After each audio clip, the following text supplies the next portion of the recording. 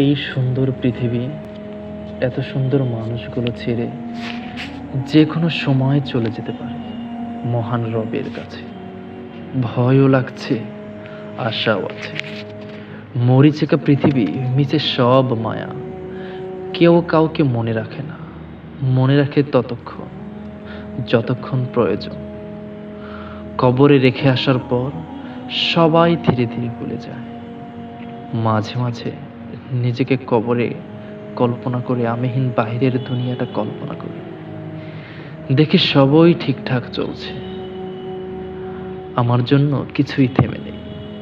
অফিসের আমার চেয়ারটাও খালি নেই, খালি নেই বাসার বিছানাটা, খালি নেই যাদের মনে যতটুকু ছিলাম সেই জায়গাগুলো। সব দখল হয়ে গেছে। আমার রেখে যাওয়া সম্পদ সবাই ভাগ করে ভোগ করছে। আমিহীন দুনিয়া বেশ ভালোই চলছে, কিন্তু কেউ জানে না আমি কেমন আছি। কথাটি লিখেছেন শাইখ শাহাদাত হুসাইন ফয়সাল রাহিমাহুল্লাহ। আল্লাহ তাআলা প্রিয় ভাইকে জান্নাতুল ফিরদৌস দান করুন। আমিন।